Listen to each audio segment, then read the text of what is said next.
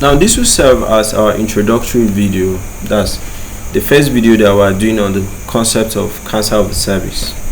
Okay, this will serve as our introductory video to it.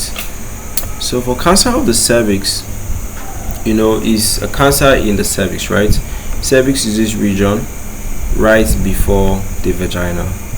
Okay, so you can call it cancer of the cervix, or you can call it cervical cancer, right?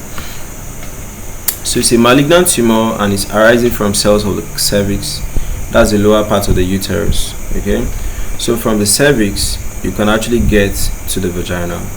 Okay, so it is one of the most common cancers in women. Of course, after breast cancer, this should be the second commonest. Okay?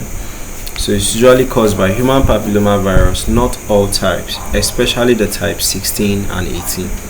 So many other factors predispose the person to developing it. So if you started having sex early, it is possible that you actually got to meet a partner that has been having sex with, is more experienced than you. Do you understand? Multiple sexual partners, you smoke, immunosuppressed, so your immune system is not really strong to even give you the least protection. Okay, then if you have used oral contraceptive for a very long time. So clinical features: such persons, after they have sex, they usually bleed, and they bleed even in between menstruation time. Foul smelling vaginal discharge, mild pelvic discomfort. That's the early stages, right? If it start becoming advanced, that's like the cancer is now spreading to other structures, other organs, and all of that. You can have pelvic pain, heavy vaginal bleeding. It's now spreading to the urinary system. So there's urinary or bowel symptoms, leg swellings, weight loss, the person is weak.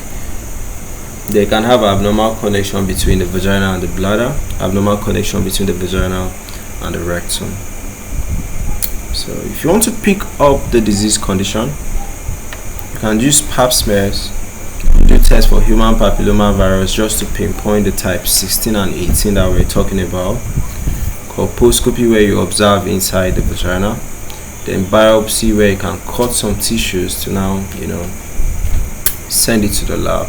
They can do imaging just to know the stage at which the disease condition is at, okay, so that you know where to start treatment, okay, and what to do. So treatment is just based on the stage. Okay, early stage, you can do surgery.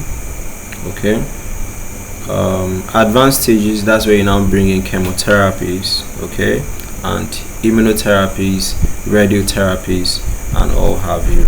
Okay.